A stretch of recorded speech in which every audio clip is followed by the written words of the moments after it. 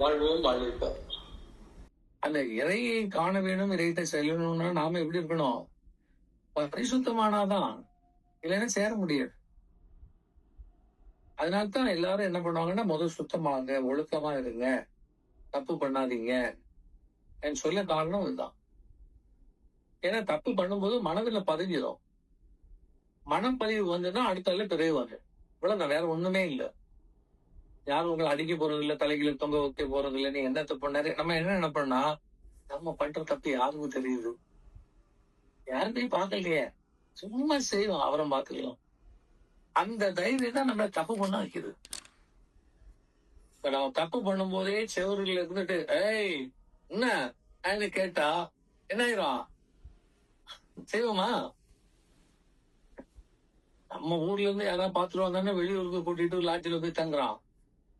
லாட்ஜில கதவுலாம் சாத்தியாச்சு, ஹோட்டல்காரன்னு சொல்லிட்டான், டோருக்கு முன்னாடியே என்ன போட்டான், நாட் அலௌடு, கதவை யாரும் தட்டக்கூடாது, எல்லாம் போட்டுட்டு தான் உள்ள உட்காருறான். என்ன தைரியம்னா யாருக்கும் தெரியாது, யாரும் பார்க்க மாட்டாங்க. ஆனா அப்புறம் பாத்தீங்கன்னா என்ன நடக்குதுன்னா, அப்படி கூட வந்து இருந்தாள்ல, அவதான் போட்டு உடைச்சா, மோன நான் செல்லுல எடுத்து வச்சிருக்கேன்டா, நீ நிக்கிற அவுத்ததெல்லாம் இப்ப இத வந்து நான் வெளியில காட்டினா உன் நிலை கால விழுறான். தேவையா இது? அப்புறம் என்கிட்ட சொல்றான், நீங்க தான் காப்பாத்தணும், வேற வழி இல்ல. அப்ப இது காரணம் என்னன்னா, தப்பு செய்யறது யாரும் பார்க்க மாட்டாங்க. யாருக்கு தெரியலன்னா தப்புன்னு தயார் இருக்கிறாங்க. அறிவில்ல. நீங்க மனுஷன் பார்த்தா 2 கண்ணு தான் பார்ப்போம். யாருமே பார்க்கலன்னா கோடி கண் பாக்குது. அதை ஞாபகம் வச்சிருக்கேன். கோடி கண் பாக்குது. இப்ப நீங்க பேசுறது எல்லாமே பதிவு தானே. ஆனா நமக்கு தெரியும், நம்ம ரெக்கார்டிங் ஆனாதான் நினைக்கிறோம். இருக்கு. நல்ல ஞாபகம். அப்ப நமக்கு என்ன வேணும்னா, வழிகாட்டுவதற்கு ஒரு குரு வேண்டும். அந்த குரு உண்மை குருவாக இருக்க வேண்டும். இறையே குருவாக வந்தால் பிரச்சனை தெரியுது. அப்ப இறை எப்ப வரும்? காத்திருந்தாங்க ஒவ்வொரு காலத்துல. இதுவரை 7 பிரான்கள் வந்து விட்டார்கள். 7 பிரான்களும் தங்களை இறை என்று அறிவிக்கவில்லை. அது புத்தரும் சரி, இயேசுவும் சரி, முகமது நபியும் சரி, சிவன் கூட தன்னை இறை என்று சொல்லல. இவங்க தான் சொன்னார். பக்தர்கள் சொன்னார், சிவன் தான் இறை. ஏன்னா சிவன் தன்னை இறைன்னு எங்கேயுமே அறிவிப்பு கொடுக்கல, செய்யல. சீடர்களுக்கு குருவாக இருந்தார், ஞான குருவாக இருந்தார். பாத்தீங்கன்னா பக்கத்து வீட்டுக்காரன் பெருமாளை வச்சு இவருதான் இறைன்னு சொல்றான், இந்த வீட்டுக்காரன் சிவன் தான் இறைன்னா யாரு இறை? 2 பேரும் எலெக்ஷன் தான் வைக்கணும். கடைசியில கடவுளை என்ன விட்டான்? எலெக்ஷன்ல கொண்டு விட்டுட்டான்.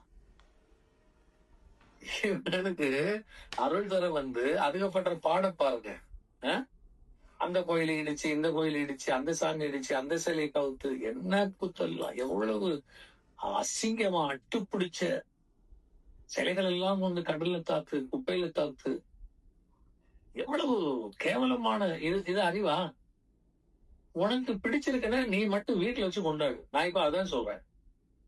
நான் சொல்லுவது, நீ எந்த சாமியும் கும்பிட்டு தப்பில்லை, இட்ஸ் யுவர் ரைட். உன் மனைவி கூட நீ இதைத்தான் செய்யணும், இதைதான் கும்பிடணும்னு சொல்றது ரைட் கிடையாது. நான் கெட்ட மனிதனை எது வர வேண்டாம்னா ஒரு வார்த்தை சொல்லிட்டா நீ வேறதான்.